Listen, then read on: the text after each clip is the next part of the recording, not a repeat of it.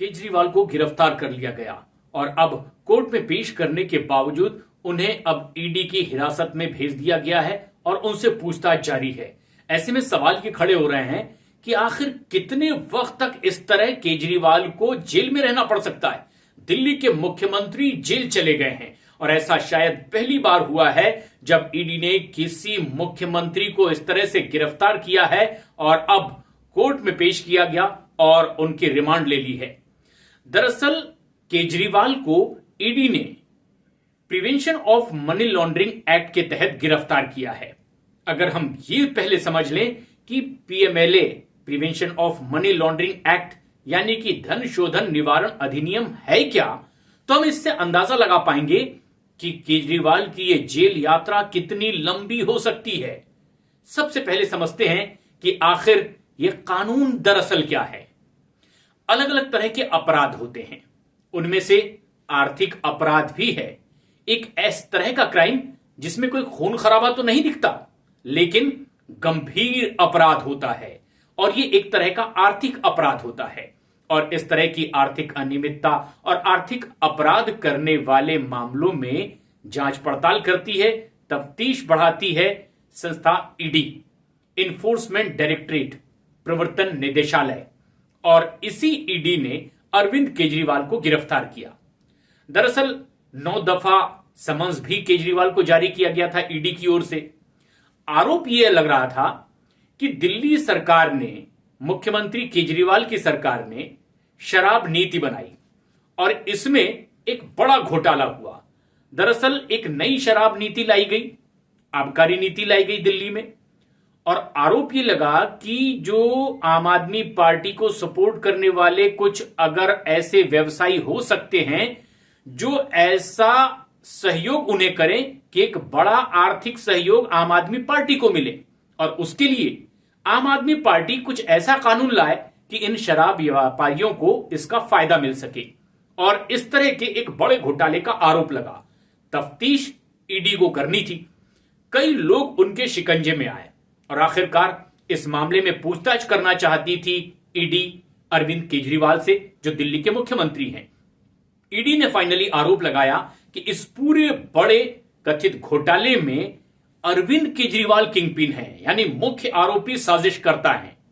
ऐसे में ये prevention of money laundering act किस तरह से मुश्किलें बढ़ा रहा है अरविंद केजरीवाल की, उसे समझिए। Prevention of money laundering act दरअसल ये आया अटल बिहारी के शासन में, कानून साल 2002 में, लेकिन तब ये लागू नहीं हो पाया। साल 2005 में जब कांग्रेस की सरकार आई डॉक्टर मनमोहन सिंह की, तब ये prevention of money laundering act देश में लागू हो पाया। एक बड़ी रोचक बात इससे जुड़ी हुई यह भी है कि डॉक्टर मनमोहन सिंह की सरकार में वित्त मंत्री रहे पी चिदंबरम, और इस prevention of money laundering act को लागू करवाने में उनका बहुत बड़ा रोल रहा।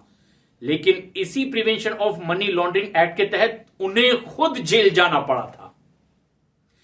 बहरहाल केजरीवाल अब prevention of money laundering act के तहत गिरफ्तार कर लिए गए हैं, लेकिन खास बात यह है कि इसमें आसानी से जमानत पर बाहर आना लगभग असंभव होता है, बहुत मुश्किल होता है। और उसकी सबसे बड़ी वजह यह होती है क्योंकि जिस तरह की धाराएं इसमें हैं वो दरअसल संज्ञेय अपराध के लिए लगती हैं और गैर जमानती होती हैं। अब अगर हम संज्ञेय अपराध को समझना चाहें तो दरअसल उस तरह का अपराध जिसमें कि बगैर वारंट के ही ठिकानों पर दबिश दी जा सकती है, छापेमारी की जा सकती है, जांच पड़ताल की जा सकती है, गिरफ्तारी की जा सकती है, यहां तक कि संपत्ति की कुर्की तक की जा सकती है, और इसके लिए वारंट की भी जरूरत नहीं। कुछ इतने ताकतवर नियम, कानून, कायदे हैं इस prevention of money laundering act के तहत, और इसी कानून के तहत यह गिरफ्तारी हुई है। दूसरी बात कि यह गैर जमानती भी है, यानी आसानी से इसमें जमानत भी नहीं मिलती है। Prevention of money laundering act की धारा 45 दो सख्त शर्तें हैं जिसकी वजह से माना जा रहा है कि अगर ईडी ने गिरफ्तार कर लिया, कार्रवाई आगे बढ़ाई, तो उसके शिकंजे से बचना, जमानत पर जल्द रिहा हो जाना बहुत मुश्किल होता है। दरअसल जिस पर आरोप लगते हैं उसे ही यह साबित करना होता है कि वो निर्दोष है और जब तक वो ये ऐसा नहीं कर पाएगा उसे छुटकारा मिलना बहुत मुश्किल होता है, जमानत मिलना बहुत मुश्किल होता है और तब तक वो लगातार इस तफ्तीश का हिस्सा रहेगा और कस्टडी में रहेगा। और ऐसा ही अतीत में देखा भी गया, कई बड़े नेता इसी prevention of money laundering act के तहत लंबी जेल यात्रा कर चुके हैं। केजरीवाल की ही बात करें तो उनकी ही सरकार के, उनकी ही पार्टी के कई नेता इसी एक्ट के तहत जेल जा चुके हैं। सत्येंद्र जैन केजरीवाल सरकार में ही स्वास्थ्य मंत्री रहे, उन पर भी इसी तरह की आर्थिक अनियमितता का, आर्थिक अपराध का आरोप लगा और इसी के तहत वो जेल चले गए। और भी कुछ नाम रहे, यहां तक कि केजरीवाल के खुद अपने साथी उप मुख्यमंत्री भी मनीष सिसोदिया इसी एक्ट के तहत जेल गए। संजय सिंह जो कि आम आदमी पार्टी के सांसद हैं, उन पर भी इसी कानून के तहत कार्रवाई हुई और जेल चले गए। शराब नीति में घोटाला, और ऐसे में न सिर्फ आम आदमी पार्टी के नेता बल्कि कई लोग इस दायरे में आते चले गए। Prevention of money laundering act यानी कि एक ऐसे निवारण का कानून जिसमें मनी लॉन्ड्रिंग की आशंका है। मनी लॉन्ड्रिंग, धन शोधन। मनी लॉन्ड्रिंग से ही इस कानून को भी हम समझ सकते हैं। इसके मूल में है मनी लॉन्ड्रिंग का अपराध। लॉन्ड्रिंग तो हम आमतौर पर समझते हैं, जैसे लॉन्ड्री में कपड़े धुलते हैं, साफ हो जाते हैं। मनी लॉन्ड्रिंग यानी कि वो काला पैसा जो गलत तरीके से अपराध के रास्ते से तैयार हुआ, लेकिन उसकी सफाई हो जाए, लॉन्ड्रिंग हो जाए और सफेद कर लिया जाए। तो ब्लैक एंड व्हाइट करना, मनी लॉन्ड्रिंग करना, इस तरीके का यह अपराध, और इस पर कैसे अंकुश लगाया जाए, इसके लिए यह सख्त कानून prevention of money laundering act, और इसके तहत यह हुई है एक सख्त कार्रवाई। ऐसे में जबकि यह माना जा रहा है कि इसमें सीधे वैसे लेन देन नहीं होता, लॉन्ड्रिंग वैसे कि पता भी ना चले और काला धन सफेद हो जाए।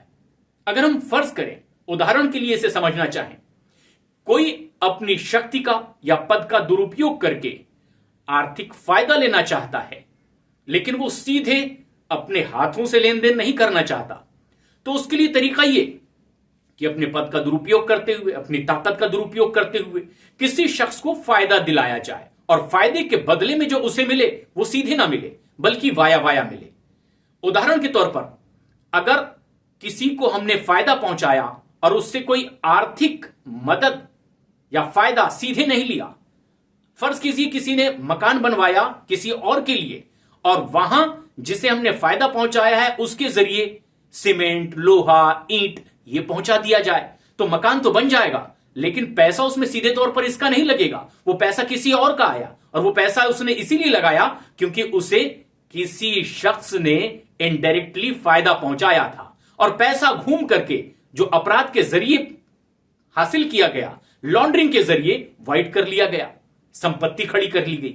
और कुछ इस तरीके से यह एक आर्थिक अपराध होता है, बड़ा आरोप लगता है, और इसीलिए गहन तफ्तीश होती है और बेहद सख्त कानून भी है। और कुछ ऐसे ही आरोप लग गए हैं अरविंद केजरीवाल पर कि उन्होंने अपनी पार्टी के लिए फंड जुटा लिया, और आरोप तो यहां तक लगे कि शराब नीति के जरिए जो फायदा कुछ लोगों को पहुंचाया गया, व्यवसायियों को, उनसे जो पैसा मिला उसका इस्तेमाल गोवा में, पंजाब में चुनाव लड़ने के लिए किया गया होगा। तमाम तरह के आरोप और उस शिकंजे में घिरे अरविंद केजरीवाल, और यह है prevention of money laundering act, जिसके शिकंजे में है केजरीवाल, और वो आखिर किस तरह से बेगुनाह हैं, अब यह साबित करने की जिम्मेदारी भी उनकी होगी। उससे पहले उन्हें राहत मिलने के कोई आसार नहीं।